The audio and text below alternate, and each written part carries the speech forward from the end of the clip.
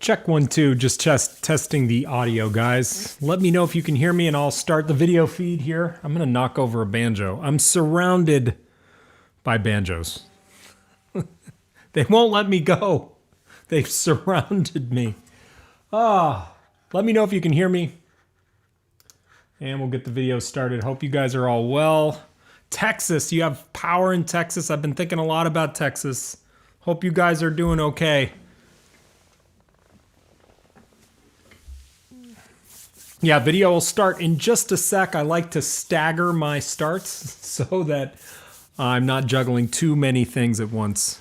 Check 1, 2. I'm going to start our video right now. Good. Can you hear me? Good. Sound is good. Hey, everybody. Welcome to a fretless banjo hang. I called this introduction to fretless banjo, but I'm not gonna like teach a class. It's Friday. We're just gonna hang and talk about fretless banjos. That's what we're gonna do. Is that better than a class? I don't know. It is for me. So that's what we're gonna do. Hey everybody. Yeah, thinking a lot about Texas. Texas, I can't, you guys have been through it, huh? No water. So Aaron, Aaron is in Texas, right? Aaron's the guy. I'm just scrolling back. No water yet. How long have you been without water, Aaron?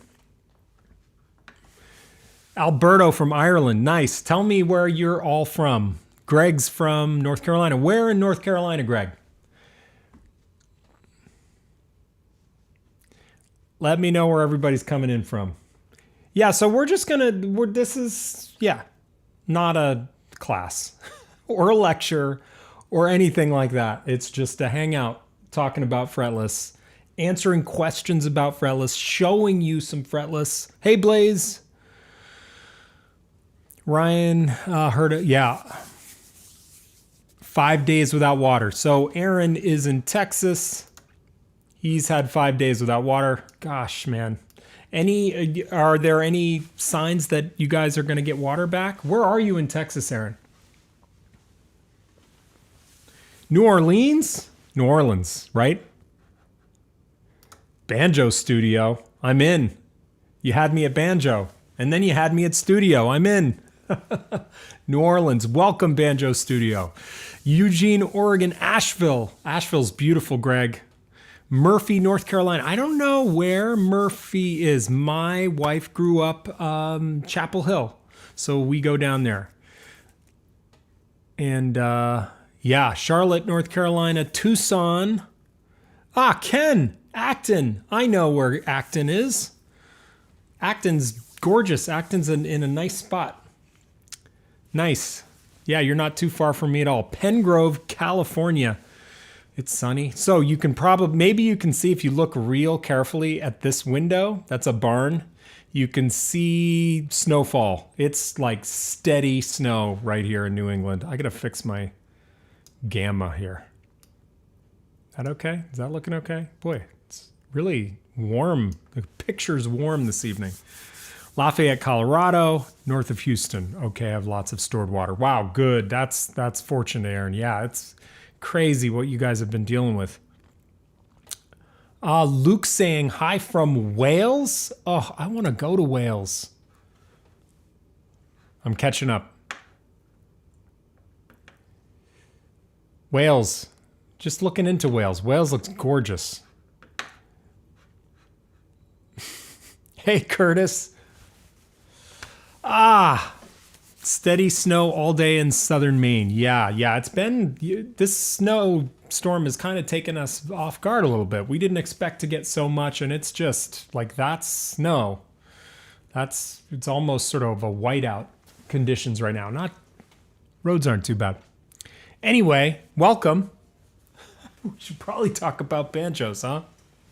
Yes, Hurricane Utah. Wow, all over the place. Welcome. So think of this like an informational session, Q&A. I can demo some banjos. I can show you the ins and outs of some fretless banjo basics. If you're thinking about getting a fretless banjo, this is a really good place for you to be.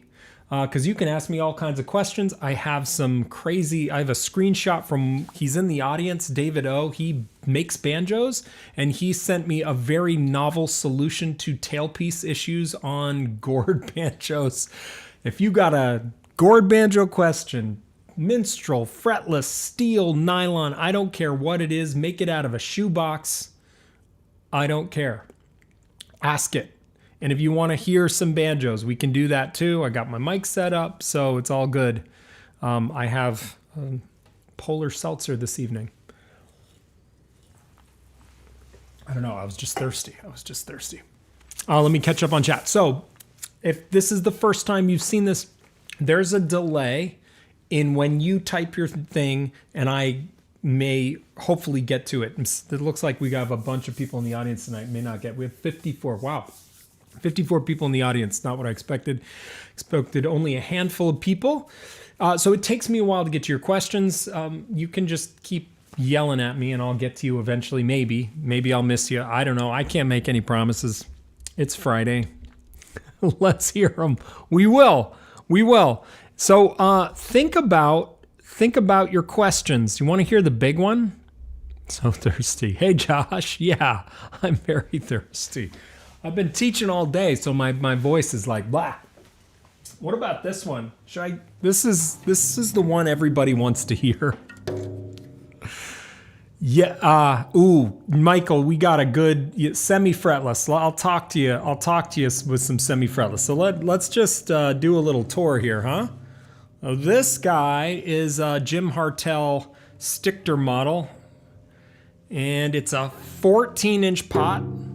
I'm not just really small. That pot is 14 inches. I am looking off to my monitor so I can see when I'm on screen or not. It's a curly maple neck. And this is leather. It's like leather with some furniture tacks on it. A painted pot. Funky little sound hole. And crazy headstock. And this is modeled after an old banjo from the 1800s.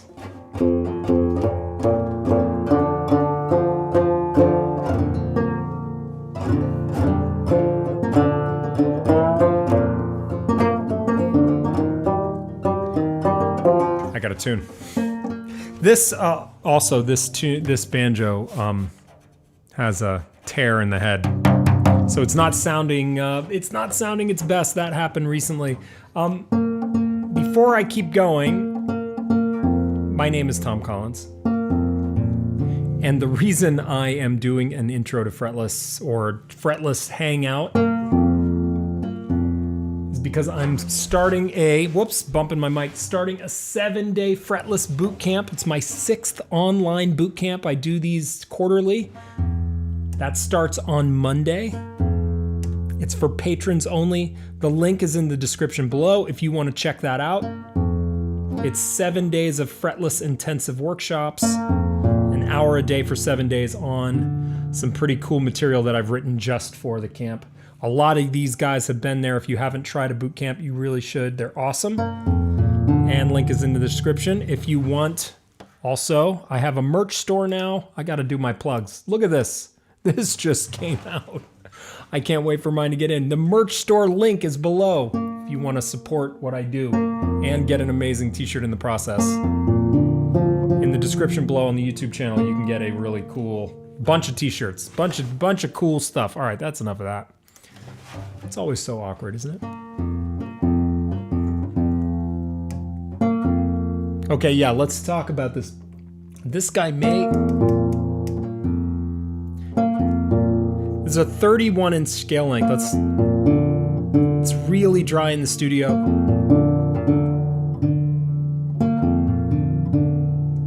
I tuned everything before the live stream, but...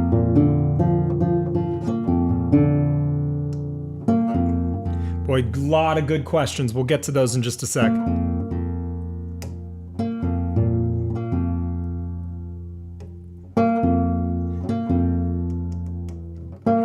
So this banjo, you guys are just watching me tune.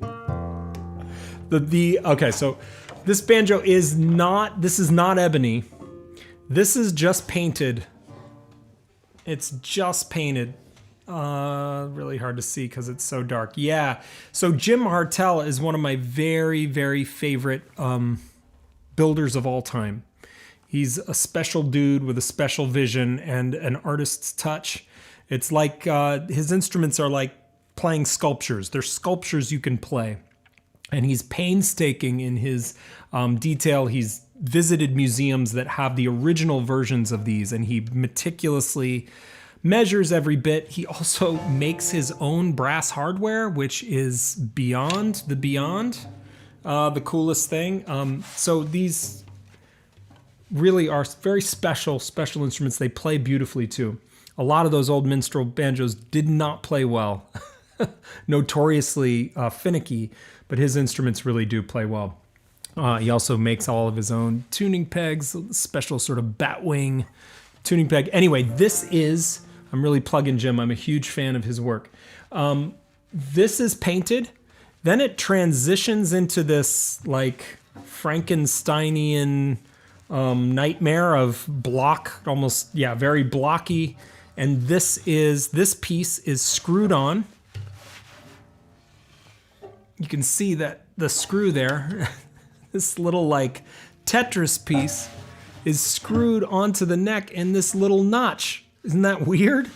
And then one of probably my favorite detail on this banjo, I've had this a long time, is this, I don't know, it's like a worry stone. It's this little thumb divot. I don't know what it's for. It's just, and he just went through the original Stichter, I think Jim Bowman had it, and copied it sort of piece by piece. Exactly, and it has this little thumb divot, and I have no idea. You wouldn't use it. I don't know what it's for. And then this tailpiece is, you can see it's purposefully asymmetric. It's not symmetric on purpose. And one of the questions we had over on Patreon is, what is the deal? How are these big paddle tailpieces held on? Well, Jim ties them in with a big, thick, heavy gauge copper wire. And it just is like, it's like welded. It doesn't move at all. So that's a solution. I have another solution for you. Yeah, these are not geared, which is why I'm struggling a little bit. I haven't treated these pegs.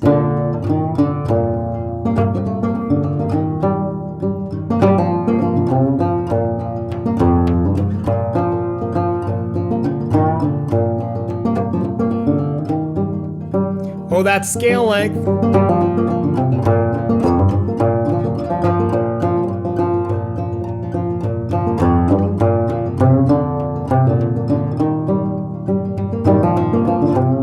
Look at the snow blowing.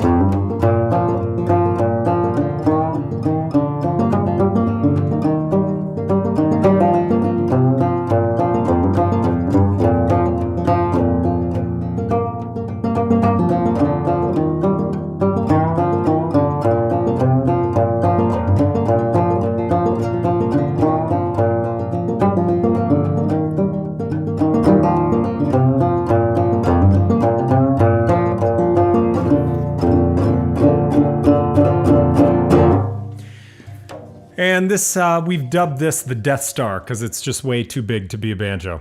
Yeah, that was kind of out of tune, but the nice thing about fretless is that if you are in tune or your friction pegs are sticking that day, these guys are sticking terrible because I haven't done anything with them in a while. They need some TLC. You can compensate for a slightly out of tune banjo by altering your intonation with your left hand, which is a really cool thing. You can't do that on a fretted banjo. When you tune that fretted banjo, you are locked in. And when you're playing fretless, if you find the banjo goes out of tune halfway or you're having trouble with some tuning issues, you can compensate. If your ears are good, you can compensate for some out of tuneness with your fingers down here. Anyway, that's the Hartel Stickter 31-inch scale, 14-inch pot. Tricky beast to play because of the scale length. Always takes me a couple cycles to get used to that scale length. The fingers have to really kind of spread and get used to those wider distances between the frets. Let me go back and, wow, a lot of people, 68 people. Guys, that's awesome. Welcome everybody, those of you coming in late. Hey Adam, I saw you. Emily, I saw you. Welcome. Glad you're with me. Still snowing. Look at that. Isn't that cool?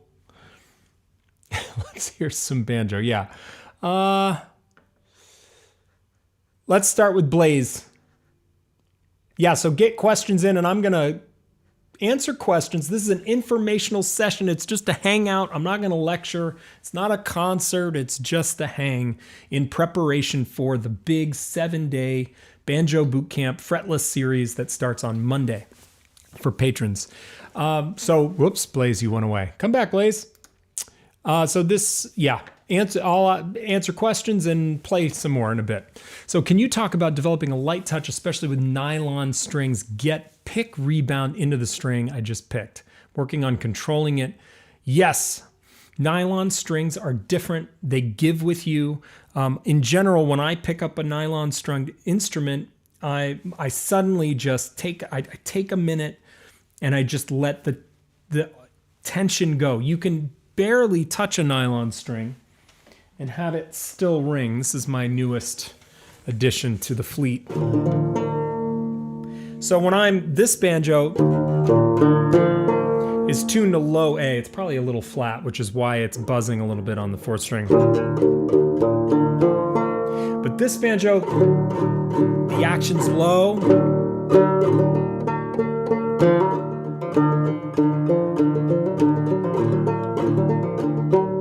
I've got to be super light. And I find, Blaze, that if I keep my right hand light, my fretting hand will also let go of some tension. And one of my favorite tools to do this is by just lowering the general volume that I play. So when I grab a nylon stringed instrument, the first thing I think of is shave 10% of volume off the top. Just take 10% away.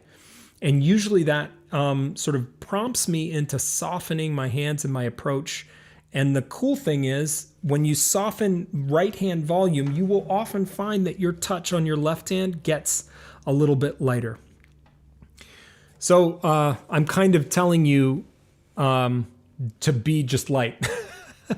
But use volume as a wedge to sort of make that happen in your own playing. Sometimes you need that little string around your finger to remind you what it takes, what the nylon strings take. Takes a lighter touch, soften your volume, and automatically you'll be lighter on the instrument with both hands. Russ, this is nicely dovetails with what Blaze is talking about. I find that when you string with nylon, you generally have to be lighter, but there are some other considerations. Like you don't want to just throw I think this is a minstrel set of Nylgut. You wouldn't just throw this on a steel strung banjo because the frets, the strings, you can see they're pretty wide. I mean, maybe you can't, but they're wide. So you can't just put any old nylon set on your steel strung banjos because your bridge slots and the nut slots will likely be too narrow to accommodate the wider diameter nylon. There is a solution. Aside from getting a nylon and a nylon bridge and nut, there is a solution. I have the solution here. There they are. Aquila Reds. They're not sponsoring this video. They're really nice options. These are the 11Bs, and if you have a steel strung banjo and you just want to try nylon strings, these are a good option because they fit in most banjos, bridge and nut slots just fine without swapping them out. So if you have a fretless and want to give these a shot, this is a great entry into the nylon world without going whole hog and getting the nut and the bridge swapped out or refiled. Aquila Red 11Bs, really good option. I have a banjo all set up. Actually, speaking of, why don't I play that a little bit? And you can hear them. So this is a Mike Ramsey one-off fretless banjo, pretty cheap. I use it for Halloween gigs. It's a little jack-o'-lantern. That's just, my kids just glued some construction paint, or not glued. I think we taped them in. Years ago, it's still hanging out.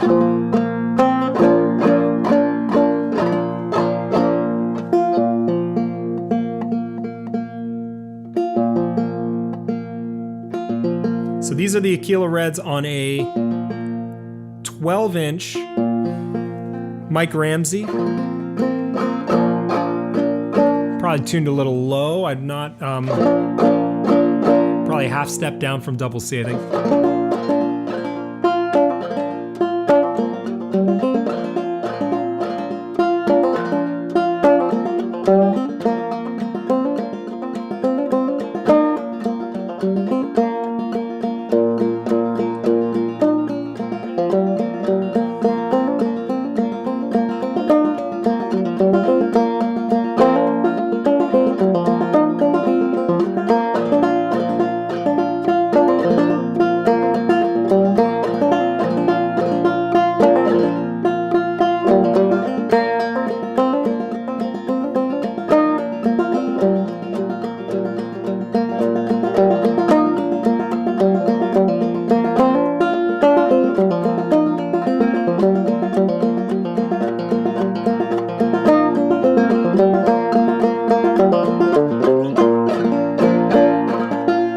Those are the Aquila Reds with a very, very tight, I can hear this banjo needs to be, the head needs to be loosened. It's sounding a little bit choked. I don't know if you heard that.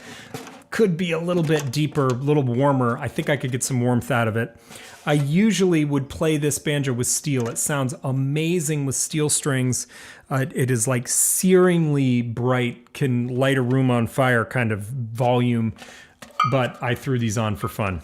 The other thing you need to think about when you set yourself up with nylon strings is you will be tying your own knots. And I just did a video about that not too long ago, like a couple weeks. So go to my YouTube channel, says best way to, or quickest way to tie nylon strings on your banjo, something like that. So you can, I walk you through the simplest knot for nylon.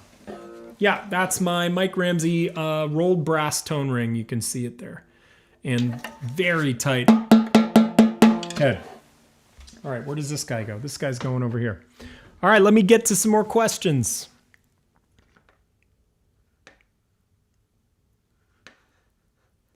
Yeah, okay, this is really good. You don't need to slide on the nails to have a great fretless sound. The nail slide thing is totally optional. You don't need it to sound really good. I do it a lot. This is my steel strung Kevin Enoch Model 400. I like that sound quite a bit. Well, a lot higher than that other one. If I'm sliding on my nail there, if I just use my pad of my finger, you're gonna get an almost equivalent sound.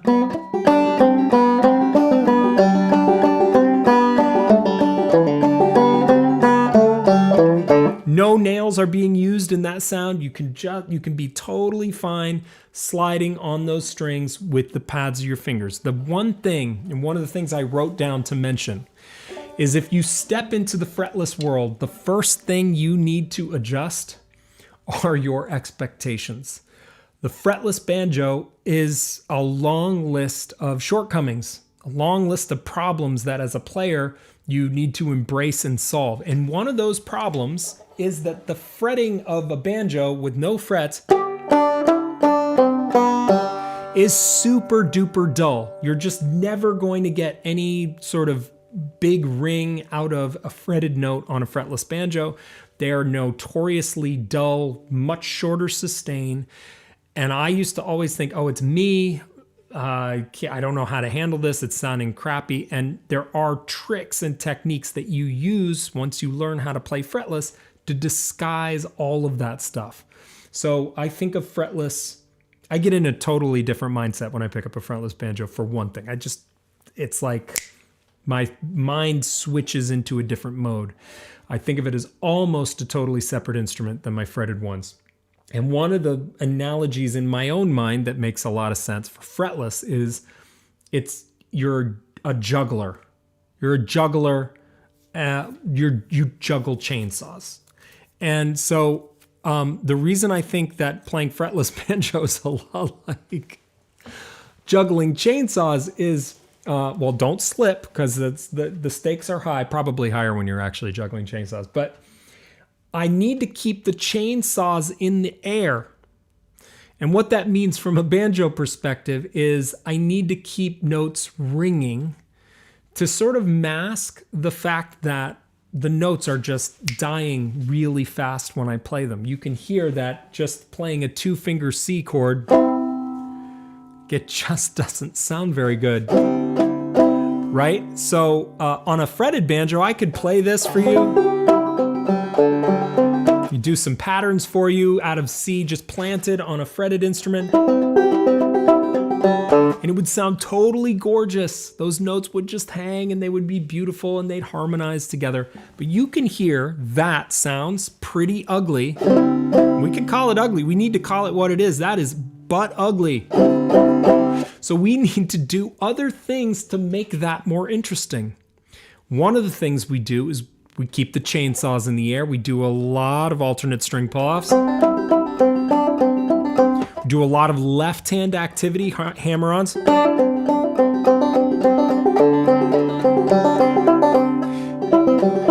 Maybe some sweeps. And then we get in and out of chords quickly, and we also don't use big full-fingered, 4-fingered chords on the neck, which is kind of an advantage, I think, because I think a banjo sounds better anyway when you get stuff away and let the damn thing ring. So to me, the fretless reveals the heart of what banjo is all about in my mind, and that is not a lot of fingers on the board, pulling off and to open strings, always trying to open the instrument up and get things ringing. And fretless forces you to do that. It forces you, because this sounds really terrible, as you can probably hear. Ellen, not limited at all. In fact, I will be publishing a fretted version of the workshop, of the whole boot camp. So if you don't have a fretless and still want to do the 7-day boot camp, I've written a special version just for you fretted folks. So please show up. It's gonna be awesome. Ryan, those were the real deal. Those were real friction on the Hartel. This guy, I can't, if I get close, yeah, those are the real deal. On both Hartels, they're old school friction pegs, no gears hidden anywhere. I'm just scrolling, there are a lot of comments. Yes. Thanks, Doug. Yeah, I will, I promise, I will accommodate fretted people. I'll even demo some of the passages with a fretted banjo during the boot camp. Yeah.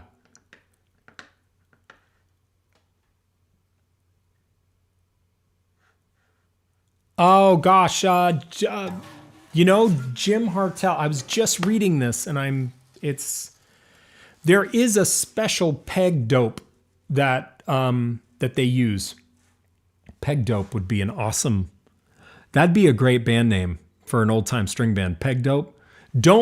Somebody needs to start Peg dope and I will be an honorary member.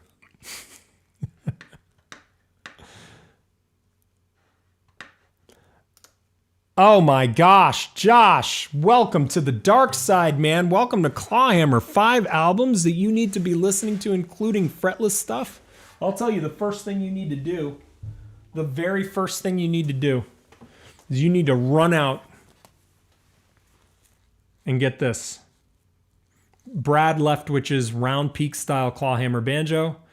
For the fretless player, all you guys should get this. Get it. Look at my copy. It's like beer stained whiskey. There's definitely some blood. This book is a national treasure.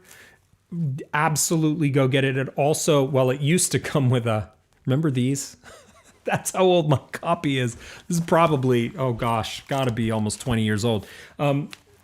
Used to come with a CD, but it comes with downloadable MP3s of Brad, one of my heroes, one of the greats of all time, playing some beautiful clawhammer fretless banjo. This is highly recommended. If you don't have this, you should absolutely get it right now. Right now. Yeah, open a tab. I don't mind. I won't judge you. Open a tab right now and buy that book.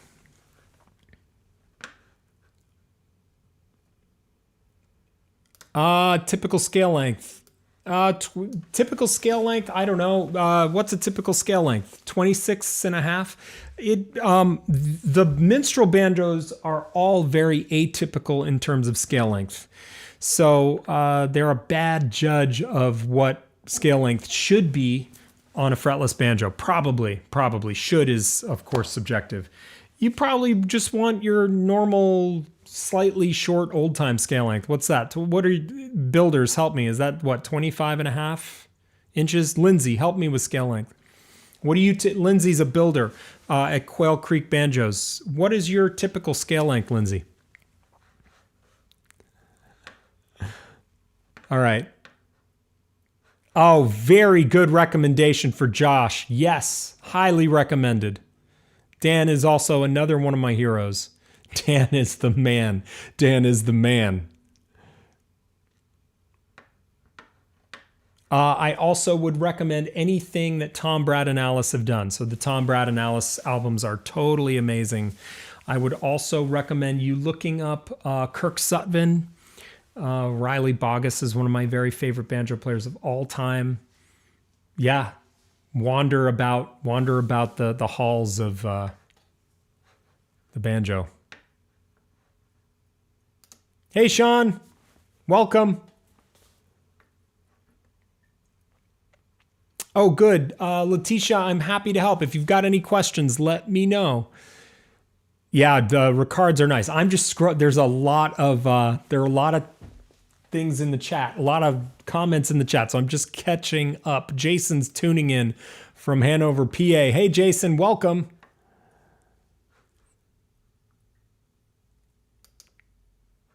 Those are some excellent recommendations.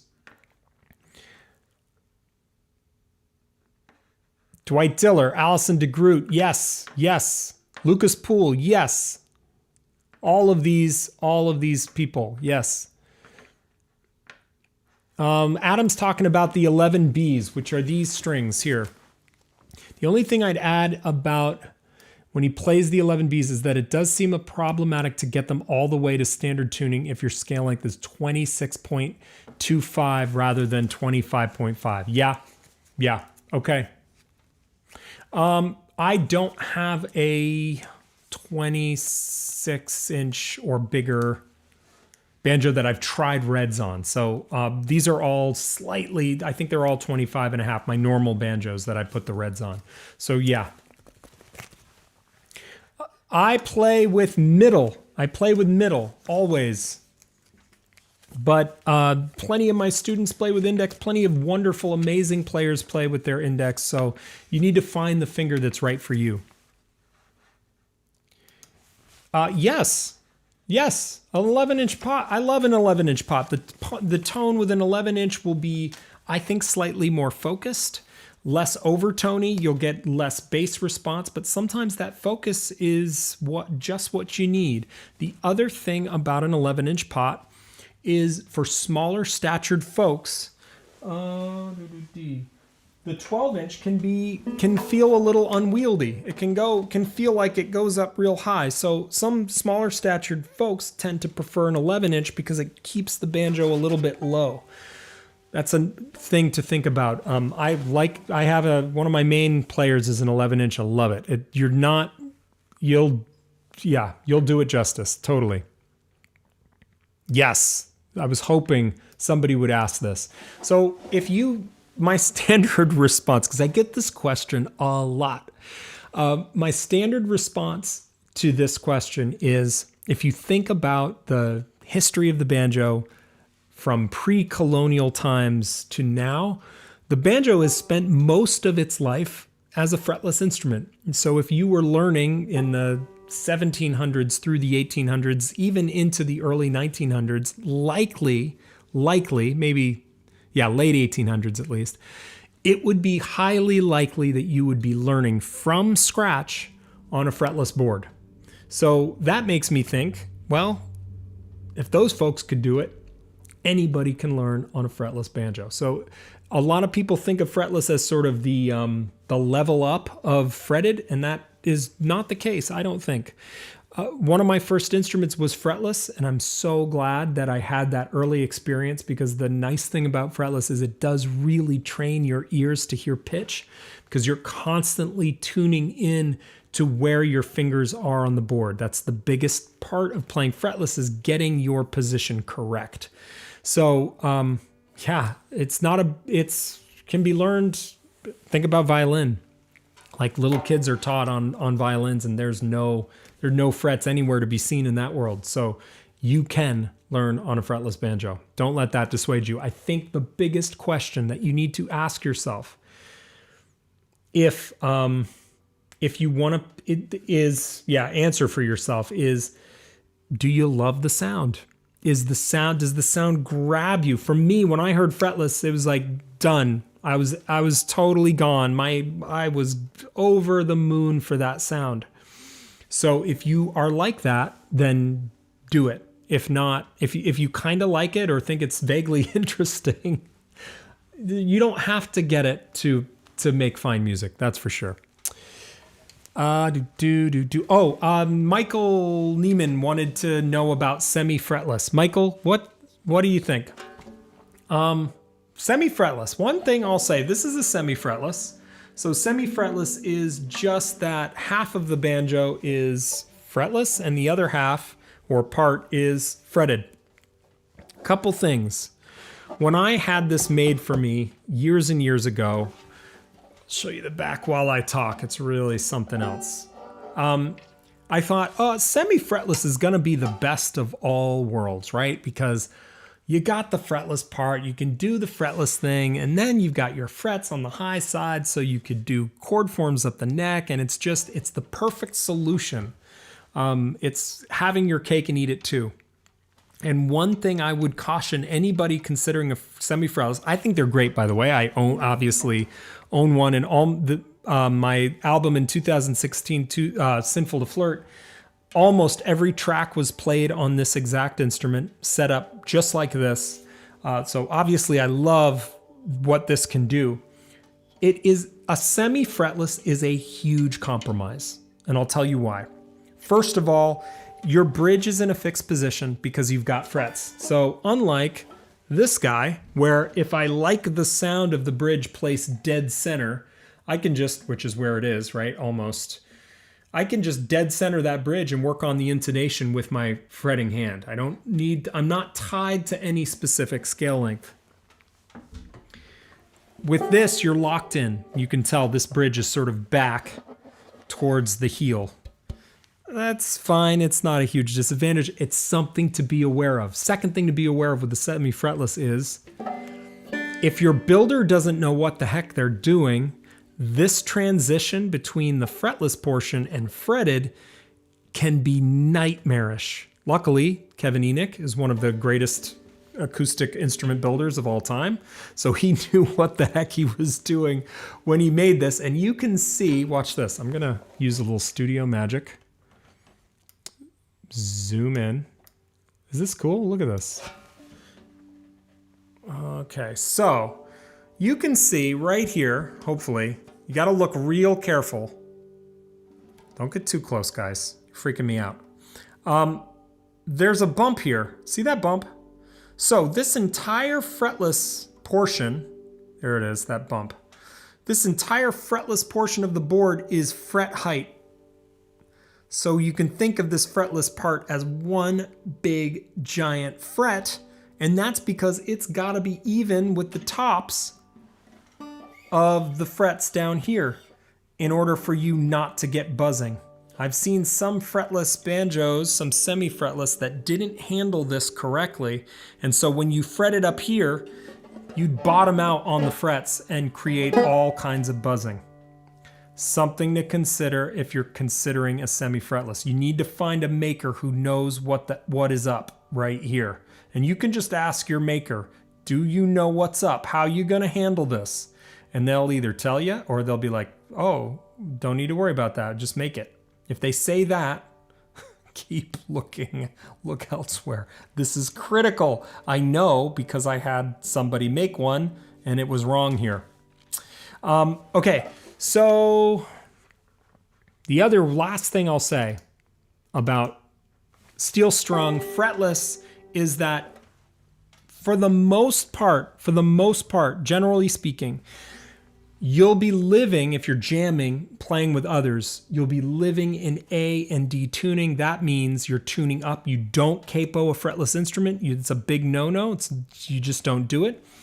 And that these can take high tension A and D tunings, just totally fine. Any modern banjo should be able to handle that.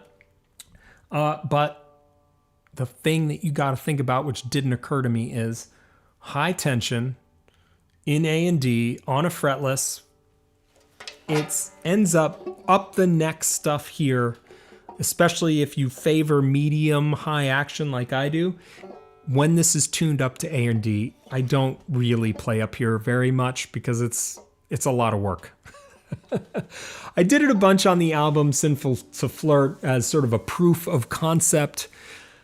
I don't play like that anymore very much. So my ears tend towards simpler phrasing these days and lower tones. So I tend to just live more down here than I used to. I used to love up the neck play. I don't play it that way very often.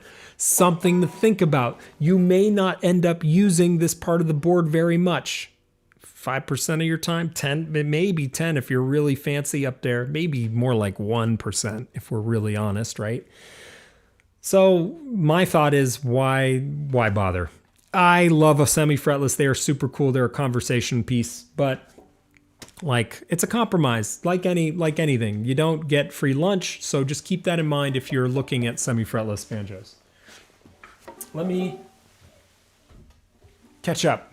I've really got to catch up. I'm going to move quickly here.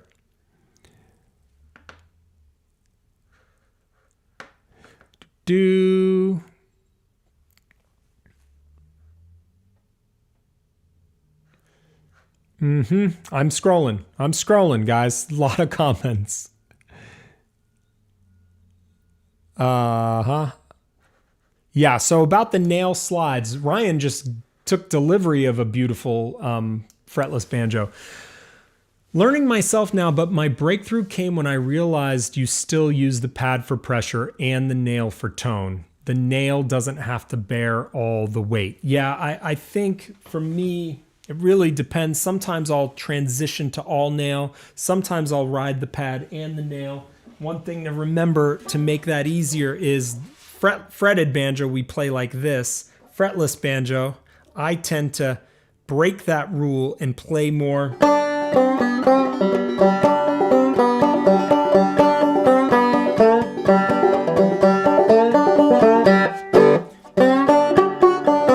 So I can get up there, but even if I'm using my pad, I'll still kind of turn towards the bridge, have the nails kind of face the bridge or be more perpendicular to the strings, so I can kind of ride those strings that way instead of this way. But yeah, I think that's a good comment. Banjo party. Banjo party? Hey! Hey, Baron. How are you? It's snowing out here on the East Coast. Do you miss the snow? Is it snowing where you are? Yeah. Oh, yes. The book he's talking about. I'm just going to plug it again. Guys, just do yourself a favor. Woo! What? Nice. Nice. The keep is tier level in my Patreon. Awesome, Robin. Happy to have him. Hey, David, Peg Dope might be a t-shirt. I like it. I like it. We could have that. Oh no. Really? That's not cool. Yeah, 25.5. I guess it's probably considered short scale.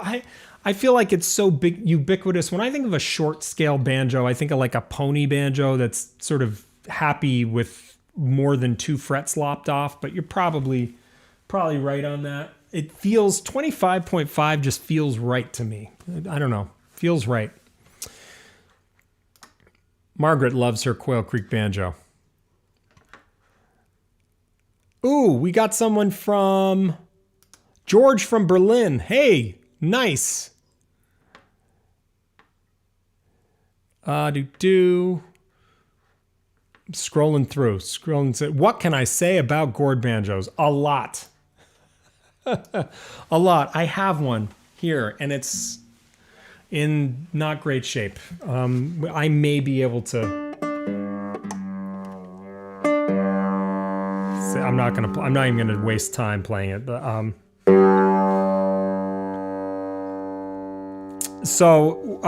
one thing, I like Gourd banjos. I like them a lot.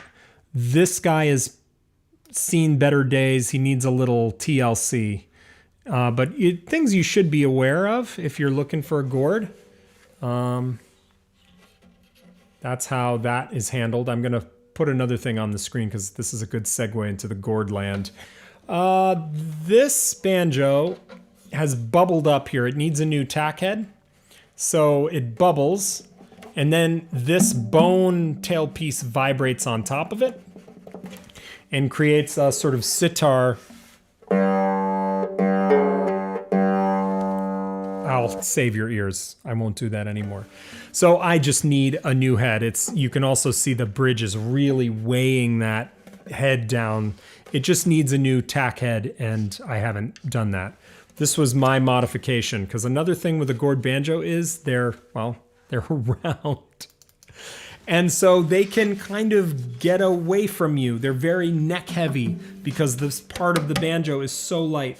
So my solution was to use skateboard grip tape. And so this is skateboard grip tape, and it helps keep, because otherwise the pumpkin part here is super duper slick. You can hear that is that some ASMR? Rubbing a pumpkin banjo. Does that soothe you? Anyway, sorry. Skateboard grip tape on the bottom of the Gourd, and that helps kind of anchor it. The other thing about these is they tend to be real quiet. The smaller the Gourd, the less the volume tends to be like that. So don't be surprised if you get one and it doesn't sound like your favorite recordings of them. The nice thing about them is if you put a mic right there, it sounds like the voice of God. Mics and Gourd banjos are best pals. They sound so good. Record a Gourd banjo well, and it's like so sweet and gorgeous and warm. So that's a nice reason to have a Gourd around. Also, they're so cool. This is a Jeff Menzies, and he's really good Gourd maker. I just got to send it to him and have him retool this a little bit. I'm not gonna play it for you. It's not working well. Let me,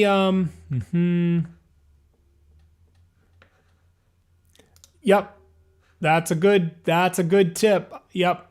They can be, those nylon strings can be very, very sensitive. Sam, hey Sam, thoughts on alternate tunings and why? Sam, that is a huge question.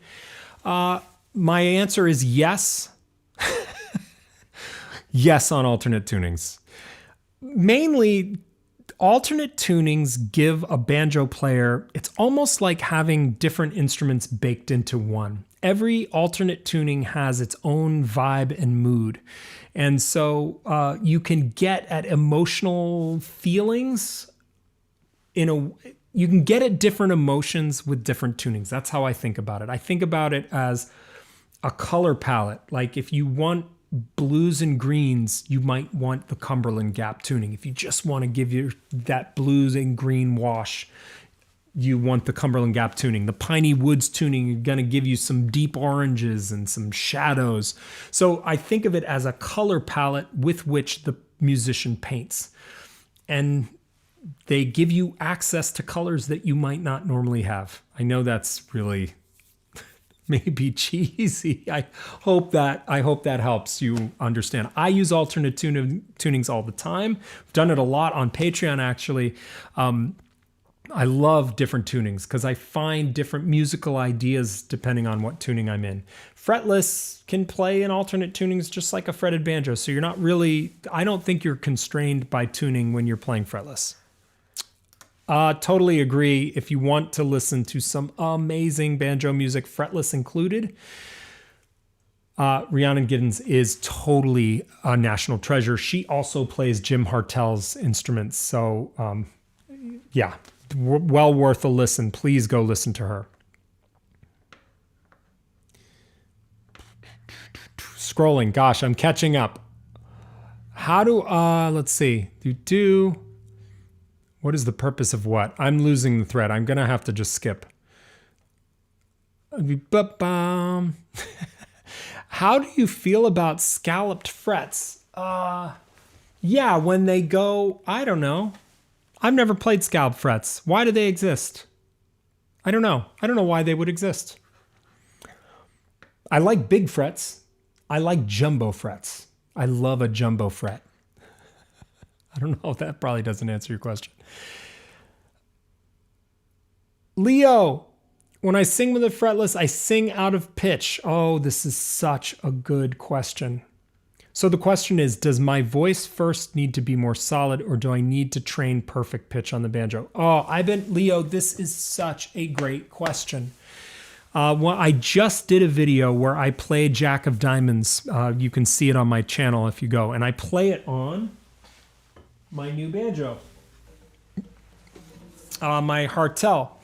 And when I was rehearsing for that recording, I did notice that because this was a new banjo and the neck was a little different and the scale length is a little different than what I'm used to, I noticed that I was not getting good pitch with the instrument, and that complicated singing a whole bunch. My recommendation, so I thought a lot about this recently. Let me give you a good recommendation. I think my recommendation is, first of all, get your vocal pitch good and get it on with your strings open. So one of the things to learn that I would just practice with any banjo is matching pitch with the strings. La, la, la, la. I would sing an octave up. La, la, la. So that was what I did to sort of get used to resonating with the instrument. I do think you've got to be real careful because it's very easy to start going a little sharp and then inadvertently matching it with your voice. So another recommendation would be when you're playing, and this is a recommendation for any time you're picking up the banjo anyway, just keep it simple. Just keep your phrasing simple. Do your pre-flight. I just did a video about this, about just verifying your intonation I get into my 1 chord. This is tuned to relative double D. Find my 1 chord, mark it visually, mark it with my ears. This is my banjo pre-flight. And then I'm ready to go. I'm a little out of tune.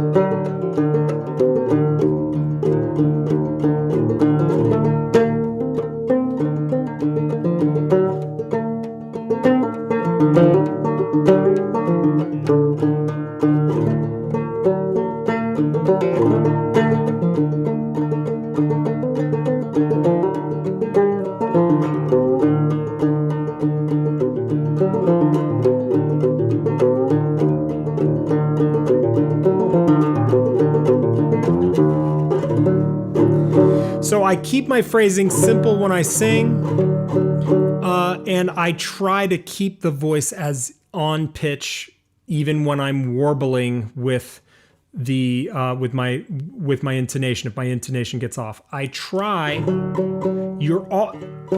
I'm always managing intonation when I play fretless. It's not just sort of it's not just a light that I flick on and I'm good to go. Like over the course of a tune, I'm constantly making little tiny adjustments as I play. The other thing you can do, Leo, is if you add a little bit of motion, you can really disguise poor intonation. You'll see fretless players do this a lot. They'll, instead of a fixed note, like this phrase, they'll add just a little bit of motion.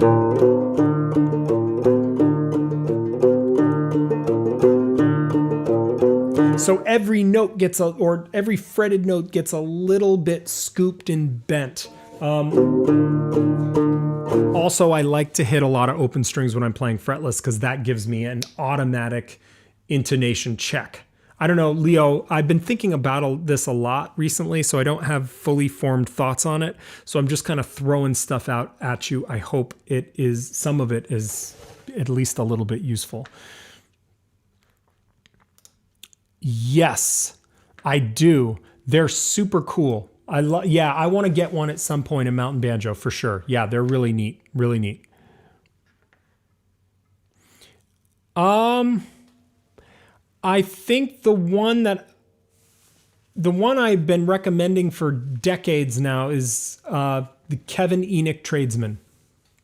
That's one, and they're plentiful. They're out there. You can buy them on the used market. A big fan of Kevin Enoch, and they're available. So you don't have to, for a first. I don't know if I'd commission one. So you need to find a maker who's readily available. Those tradesmen's come on the market all the time. You can grab one and be very, very happy. Yep. Lindsay's right on the money. Right on the money. Snowing in Cleveland. Hey, Lisa. Oh my gosh. Sure, I can try. Want me to try? Talks amongst yourselves. Talks amongst yourselves. I got to get a fretted banjo.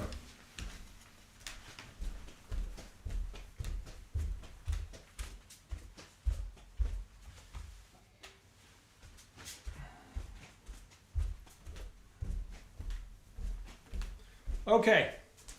Yeah, I'll quickly try to make some kind of little comparison here. This is set up, this is fretted, obviously. This is set up with reds. Let me see. So let me go slow so you could see how I would handle things differently. So if I've got like the beginning of June Apple.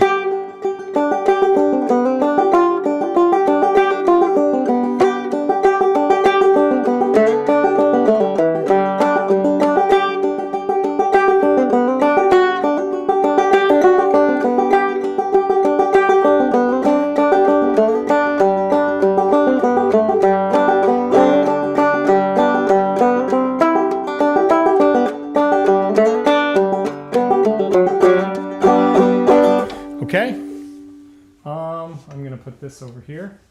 Quick switch. So with that, the notes are frozen. That's how I think of it. The notes are frozen. There's no motion with that left hand. But if I play that same thing on, hopefully better, if I play that same thing a little bit better on a fretless,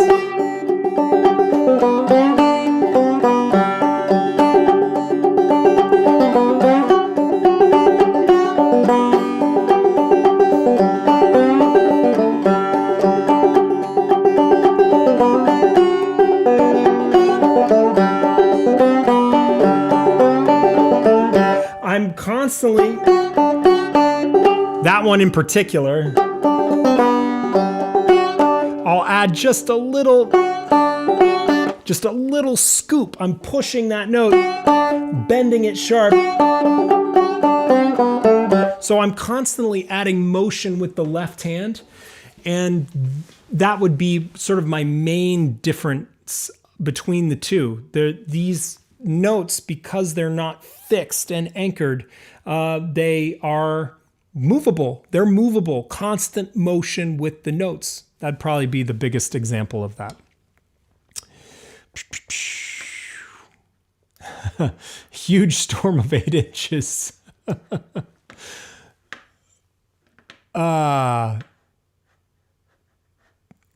Whew, so many questions, guys.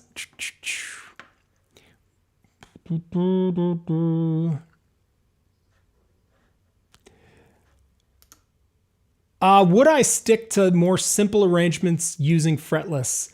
I don't know if they're simpler.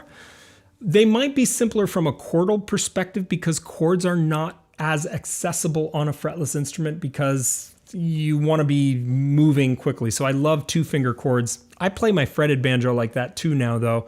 Instead of big chords up the neck, I'm using a lot more 2-finger chords these days. I just like that sound. I like a simpler sound these days. So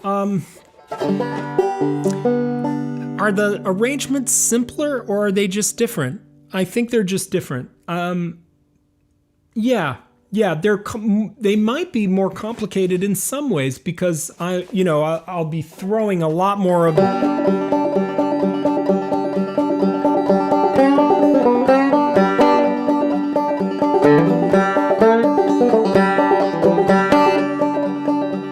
throwing in a lot more alternate string pull-offs.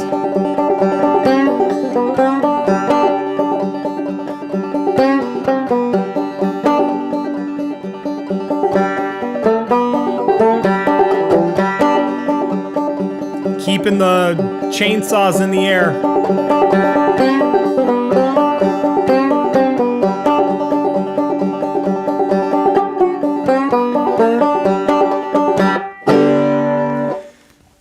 Hope that helps.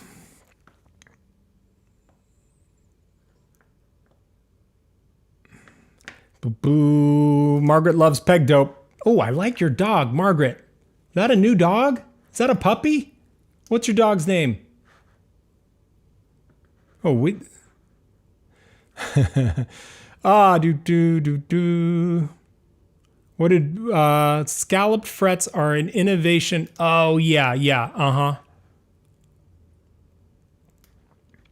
Yeah, I don't bend either. Ryan.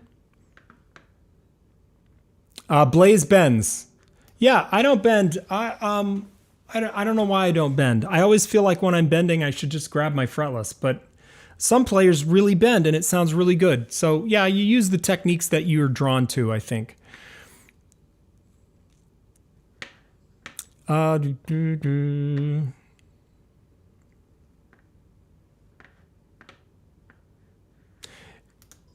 Yeah.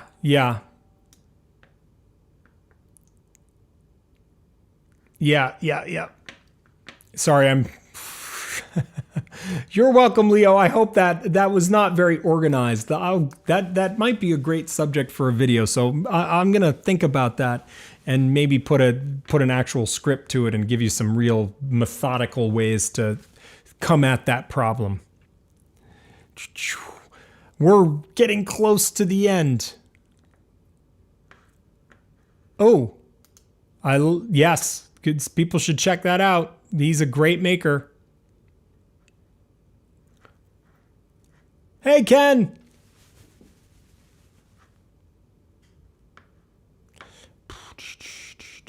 All right, I think I got to the bottom of the comments finally. You guys are awesome. 85 people, what the heck? Nice.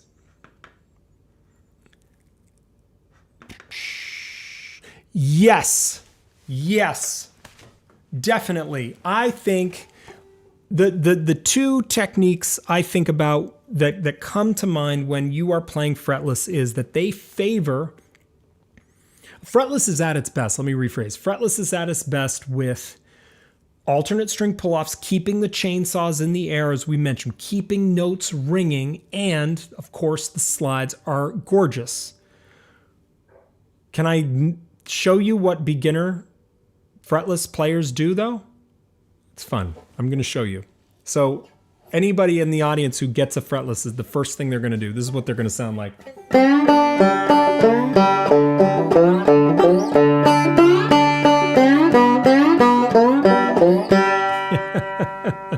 I've given some bunch of lessons with brand new fretless players, and in every single one of them over slides. So here's the deal.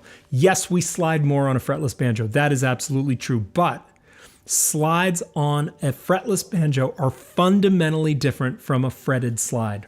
And this is what we do. Instead of going for like fretted intervals, we are gesturing and finishing a phrase with an open string. So if I got Breaking Up Christmas,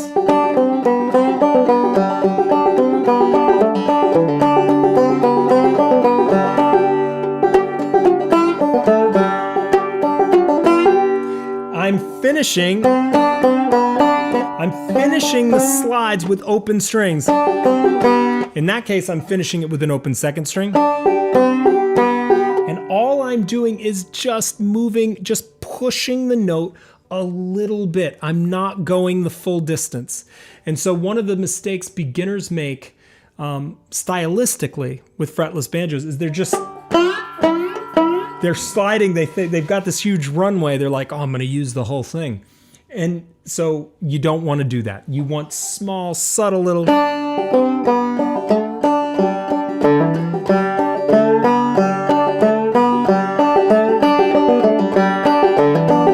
These little tiny gestures toward notes. Slides are gestures. Oh, and before I forget, you want to see something cool? I forgot to put this on the screen when I was talking about gourds. This is from a guy in the audience, actually. Hey, David. He made this gourd banjo. And this tailpiece is a strap from a Birkenstock sandal. Right, David? David, fill us in. David, you still there?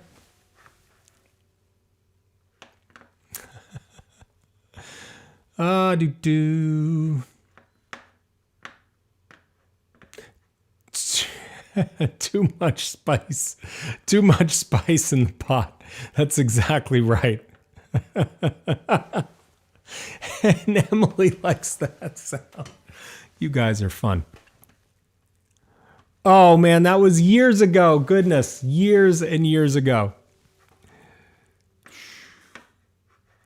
Slide banjo is a thing. Slide banjo is a thing. People do it. It works. It's fine. It's fine. I don't, because I just the fretless banjo is so comfortable for me. I feel like, I don't know, something on my finger getting all sweaty. I'll make those similar sounds, but it's different, right? I mean, slide gives you such a different sound. And I know that some players do it and do it beautifully. So I think that'd be a cool thing to explore. So this is his wife's old Birkenstock, this right here. Can I zoom in any further? I can't. Isn't that amazing? I heard this the other day in a lesson and it sounded gorgeous. How do I make that go away now? Yeah. First person brave enough to put a fretless in my hand explained it this way. On a fretted banjo, you slide 2 frets, you get 2 notes. Slide that far in a fretless and you... That is the perfect description. These are called microtones. And we do subtle. So when you think of fretless, I want you to think small moves, subtle gestures, and all those subtle gestures add up to more than the sums of their parts.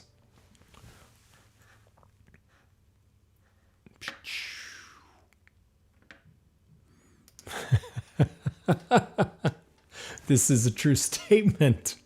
Keep them, you'll hit the right note eventually, even if it's several octaves higher than you had initially intended. That is a true story. That is a true story. Yeah, I don't know. Try the reds again. I don't know, man. I would just try the Nile gut, the standard Nile guts. Anybody help him? I know that this minstrel banjo here, the new one that I got from Jim Hartel, I think that has a minstrel Nile gut set on there. So you may try that. You may try that. Sorry, those broke. I have heard from folks breaking these guys, and I think Blaze, who's in the audience, mentioned that if you have any burrs in the nut or the bridge, if they catch, they tend to be fragile.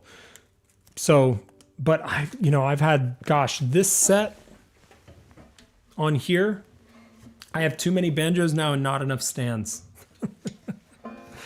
This set here has been on this banjo, gosh, 3 years, maybe longer, and it's still going strong, no breakages. So you might have gotten a bum set, or you might have some burrs in your slots. That's not a personal comment. That's just facts. I don't know. I hope that helps, Michael.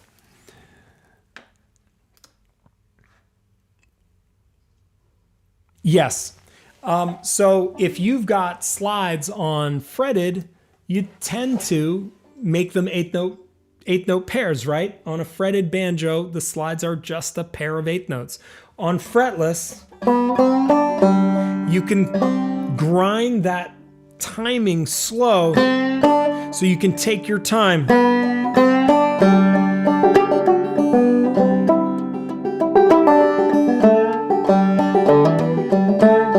Being lazy.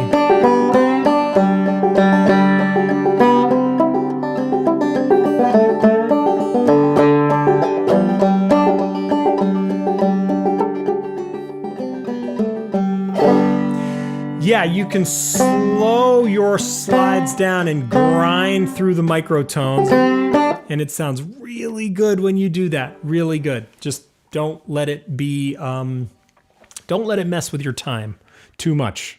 Too much.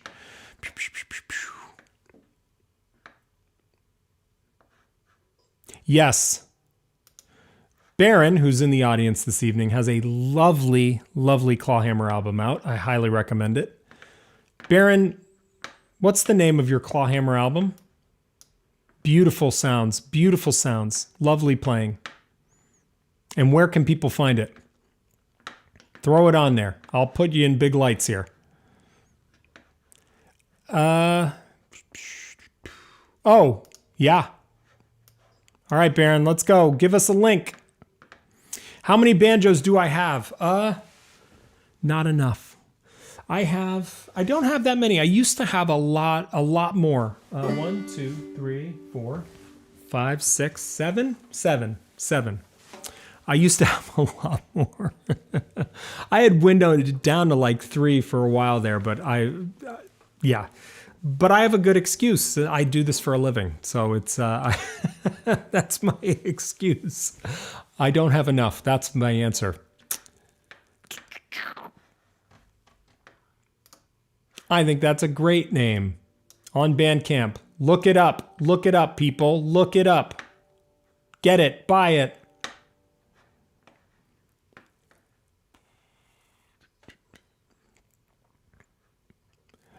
All right, we got to wrap up in the next couple minutes, guys. So get your questions in and I will do my very best. Yeah, the tonal difference, I don't know. I mean, tonal, they're just slower. but they can add sort of a languid feel. I kind of think of that kind of play.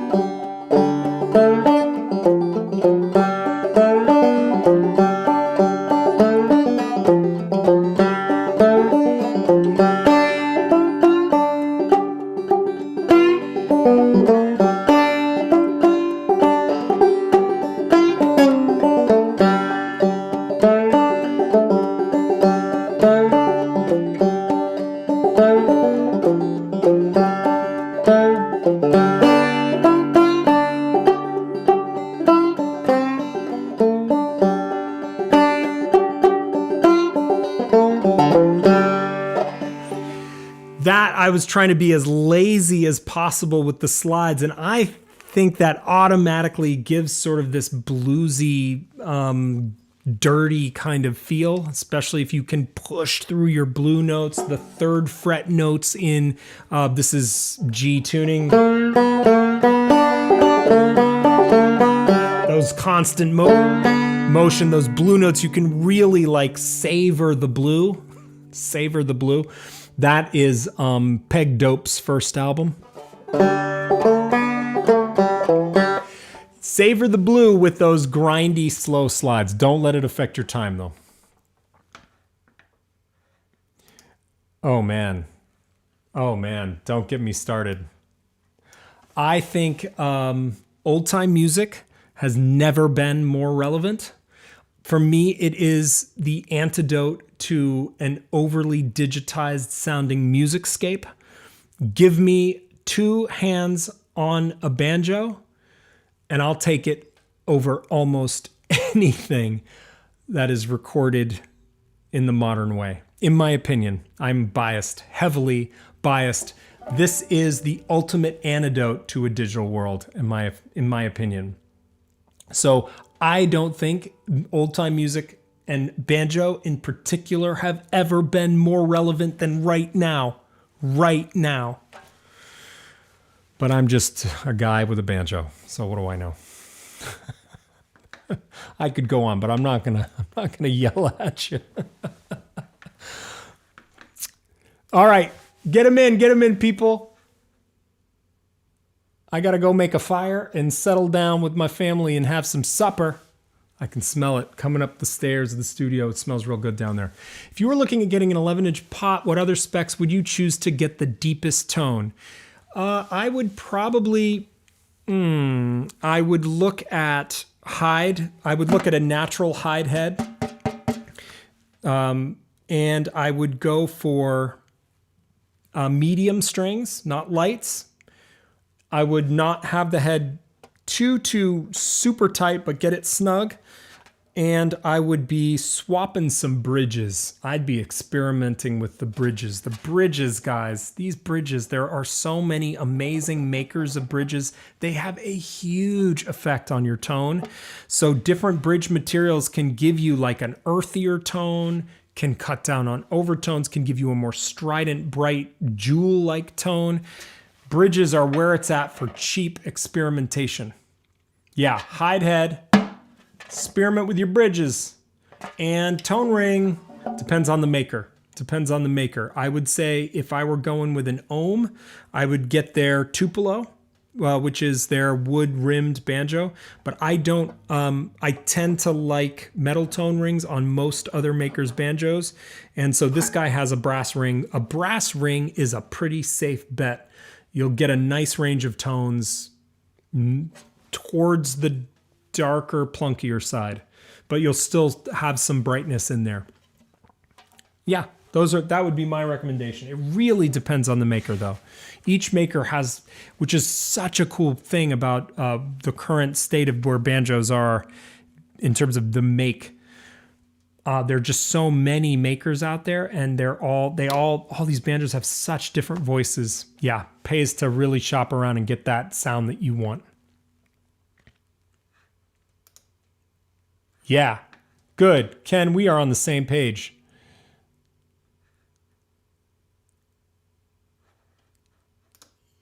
You are in the right place. Anything else? Okay. Yeah. So we have our boot camp starting on Monday. I'm super stoked about it. Tab will be dropping for patrons this weekend. I'm doing my final play testing maybe tomorrow, maybe Sunday. We'll see how I'm feeling. Yeah, I like to wait till the bitter end. Hell yeah. Yeah. Everybody's saying go wood tone rings. So there you go. The people have spoken. Rings can be awesome. Pot depth helps. Yes, Gordon. Yes. Has a huge impact on tone. Totally. Guys, that's it for me. I gotta run. If you want more stuff on the fretless banjo, if you want to do more, I can't put this down. I have to just hold it for the rest of the night. Shame. It's a shame. I'm going to have to play banjo for the rest of the night. We are starting our 7-day fretless boot camp intensive. It's the very first fretless boot camp I've done. There will be a huge surprise on Sunday for patrons. I'm really excited. Maybe. We'll see. If they're good, if they're very good. They have to be well behaved. And that's coming up. And we've got the whole week of fretless from Monday through Sunday. And the live streams stay online for eternity. So they will be available for you later to run through. And it's an intensive. I coach you through it. It's live like this, but we play together. Thank you so much for joining me. What's for dinner? I think a beef stew has been on most of the day. So I'm going to build a fire. I'm going to pour a beer. And I'm going to eat dinner with my family. I'm really excited about it. I'm starving. Bye, guys. Thank you so much. Yes, boot camp. Let's do this thing. Thank you for showing up to this. And you guys have a great weekend. I'll see you next time on Banjo Quest.